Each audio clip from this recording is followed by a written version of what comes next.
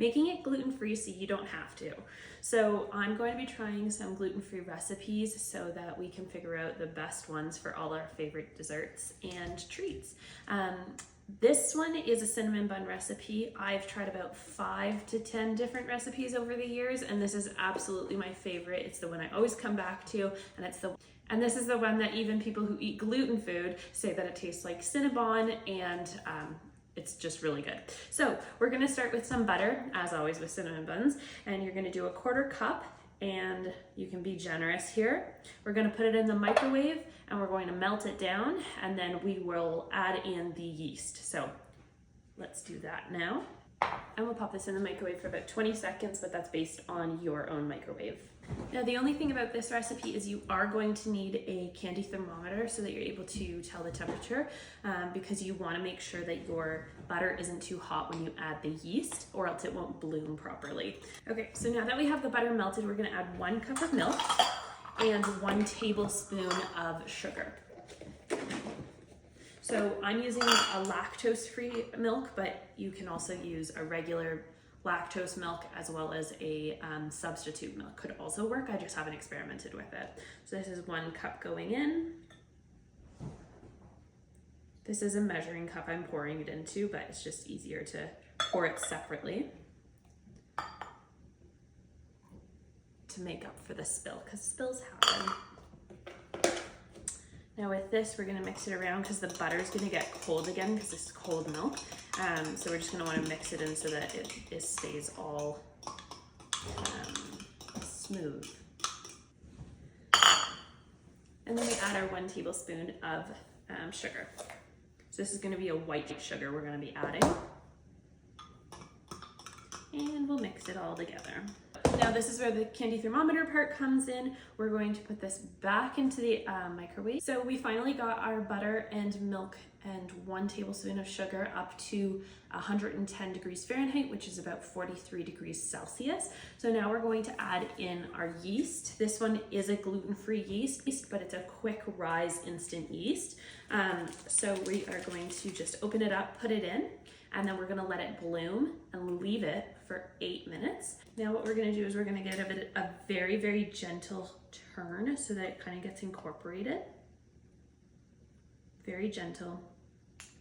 Okay, so we're gonna set this off to the side, and we're gonna ask, in my case, I'm gonna ask Alexa, set an 8-minute timer. One of the reasons why I love this recipe is because you can use a regular gluten-free flour as long as it has a binder, which is something like xanthan gum, and you don't need to add all these different flours and whatnot. Some gluten-free recipes have like almond flour and tapioca flour and xanthan gum, and like each individual part. This one, find yourself a gluten-free all-purpose flour or a 1-to-1 baking flour, and as long as it has a binder like xanthan gum, you're good to go.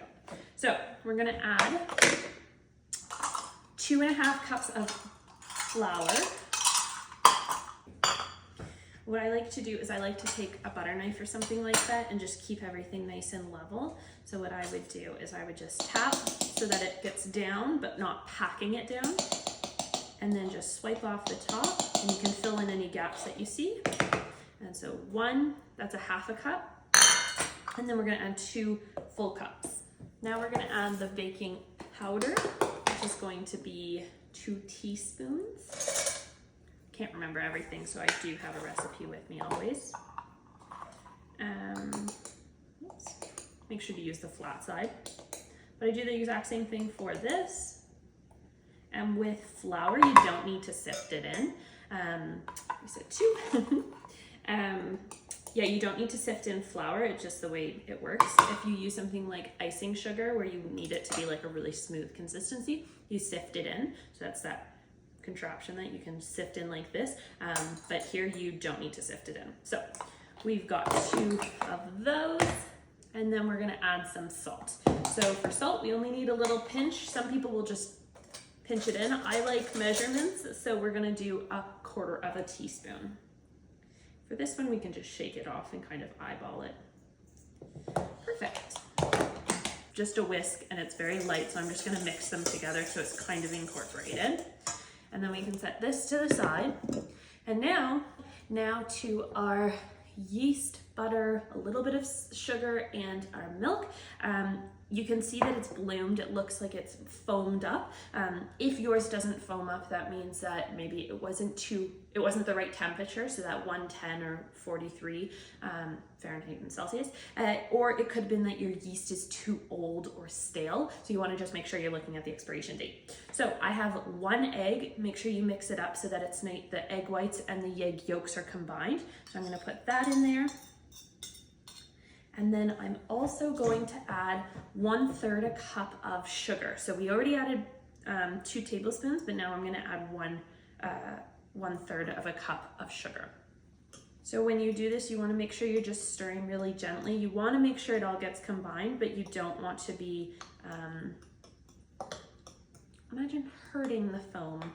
It's going to not be as foamy, but you want to just make sure it's all combined, but gently.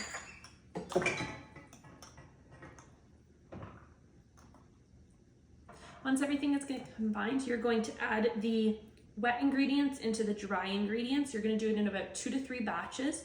I'm going to use a dough hook that looks like this, and so it's going to be on my KitchenAid over here. So 1,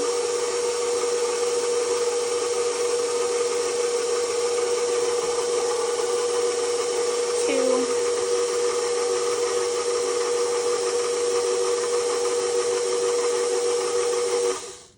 before I add the last one, I'm just going to use a spatula and kind of make sure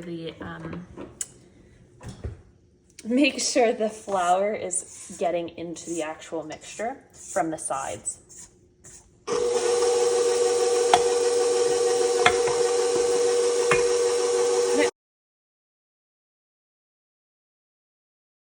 So welcome back. We're going to make the filling, and we are going to prep to be able to put the dough down, and then we are going to get started.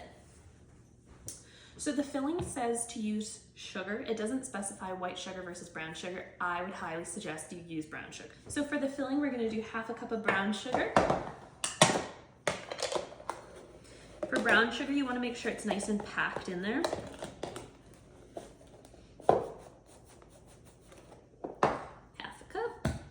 2 tablespoons of cinnamon, and I would give that a mix around first. And things get a little messy, and that's okay. Just trying to get the chunks of brown sugar to be a little bit tinier, so there's not huge balls. Okay, so we'll set that to the side. We'll get some butter. When we do butter, we're going to do 1/3 of a cup. It's not as easy to tell on these when it pre-measures here, so you can do a little bit of math here. And that's nice and soft right now, but we'll put it in the microwave for just a little bit longer. And again, as always, we just make it a little bit smaller when putting something in the microwave so it goes a little bit quicker. Okay, since it's already soft, I'm only gonna put it in for about 10 to 20 seconds, depending on your microwave. So we're gonna use a metal pan. This one's a Wilson. Just be sure that when you use metal versus glass versus ceramic, it can cause the temperature to be different, so it'll cook differently. So for this, I'm using butter. You can use your non-stick cooking spray, and you're just going to coat it so that it doesn't stick. I prefer butter on the bottom just because we're going to make a little bit of like a caramel glaze on the bottom. It's not actually a caramel glaze, but a cinnamon glaze on the bottom, which you'll see in just a second here. So we're gonna put this off to the side as well. Now we're gonna prep our countertops for the cinnamon buns. So what we wanna do is make sure that the countertop is nice and dry and clean. Put ourselves some saran wrap or plastic wrap.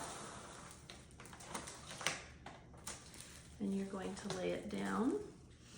I smell it, it smells good. So it's been proofing for an hour in the oven on a proof setting, and you'll see it looks a little bit bigger than it did before. First gonna flour our surface. Just a little bit. Spread it around so it's not too much clumped in one spot because we don't want to dry out our dough, and then we'll flip it on. Perfect. rest of it. Now you can use whatever rolling pin you have. You could use a wine bottle if you don't have a rolling pin. I like the marble because it's quite heavy, and so it doesn't take as much flour to not stick. As well, the weight of it actually rolls it out and like measures it out a little bit easier than a wooden one, because you don't have to put as much hand pressure. If you see, like, I'm putting flour on it, but it doesn't stick to it as wood would, but it's just kind of coating it and making it more matte, which is why I do it in the first place. So I'm going to, you see, if I just leave it, it'll still flatten it down. So I'm going to just start working with it to try to put it into a square that's about the even thickness, and we'll try to do this here. If you're noticing it's starting to stick, you can also just flour the top of the surface here. Go. So I'm going to use an offset spatula and lather it with butter first. So that was the butter that we had sitting out. We just put it in the microwave for just a little bit longer. So I'm just going to plop it down in little sections and then even it out. So we're just going to take it and we're going to go right to the edges, but only on this side. So we're not going to put a little bit of butter there, just along the one edge. And when you get to one side, if it's too much butter on one side, then just bring it back over to the other.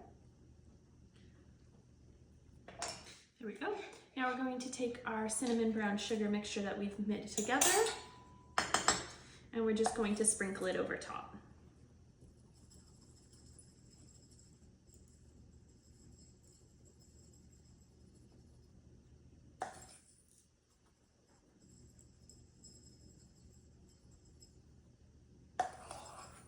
Okay, with the leftover cinnamon brown sugar mixture that we have, we're going to put it on the bottom of the pan that we just did. Try and make it nice and even.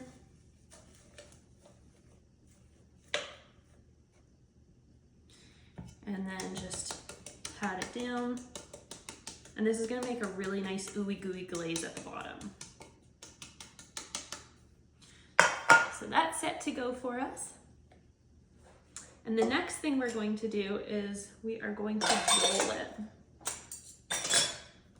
So to roll our cinnamon buns, some people cut them out and like cut them out this way and then roll them. We're gonna roll them first. Usually works out a little bit better. So you're gonna start by pressing it down, roll, press it down, and keep going. Try to be as tight as possible. This side got a little bit, I'd say too much flour, but that's all right. Just keep rolling them out nice and tight. And then when you get to the second piece of saran wrap, just keep rolling it. Okay, then once you're in a full roll here, bring it back to me so I can reach. And then wipe it off a little bit, but it still needs a little bit of moisture for the, some flour for the knife that we're about to do. So we're gonna cut it, and if you like to use a nice sharp knife, you can just use the excess that we have here. And so I'm just gonna score it out to see how many. I can usually get 1, 2, 3, 4, 5, 6, 7, 8 maybe. So we're gonna go, and then we cut, and we're gonna place into here.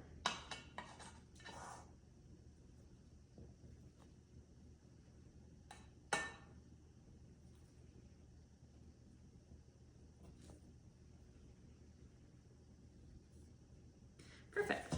So now we have a lovely pan. And then you do this. And it's a much easier, not perfect, but a much easier cleanup than it would have been. If you want to eat it the same day, put a tea towel over it, let it proof for another 30 to 45 minutes, and then we'll move on to the baking step. If you want to prep this one day before, which is what I'm doing, I'm going to actually not put the tea towel over top. I'm going to take that saran wrap again, put it over top, put it in the fridge, and then we'll meet back here tomorrow to finish up. Ready to go to the fridge. So welcome back. This might be day 2 for you. It might also just be continuing this video after your buns have proofed and risen for a little bit.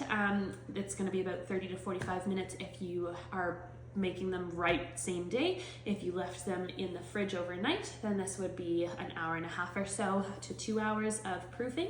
We're going to preheat the oven to 350 and we're going to bake for 16 to 20 minutes depending on your oven. And while it's baking, we are going to make the icing. So let's go check that out. Okay, so we have about 2 tablespoons of butter we're gonna put in here. And then we're going to use our whisk and we are going to cream the butter first.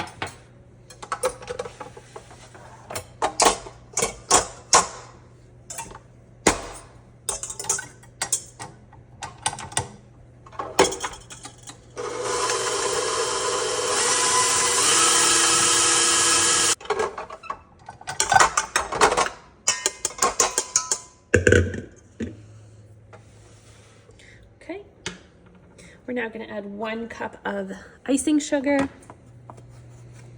Now for this, as we discussed, you want to sift in your icing sugar.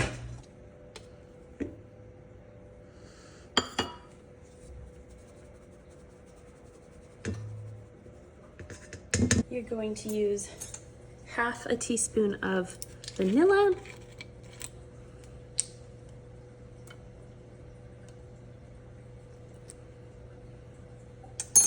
Now this recipe calls for hot water, but we're actually going to use milk instead. It gives a creamier texture. So we're just gonna put in about half a full tablespoon of that, and we kind of mix it up, see what we come up with, and then alter from there. So because we can see that it's still too powdery, we're gonna add a little bit more milk, so we'll give it a little splash.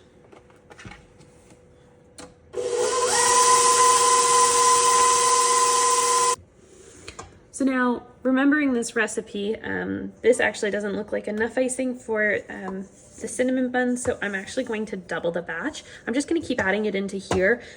So we're going to add another cup of icing sugar, another 2 tablespoons of butter, some more milk and vanilla, and we'll meet back here in a little bit.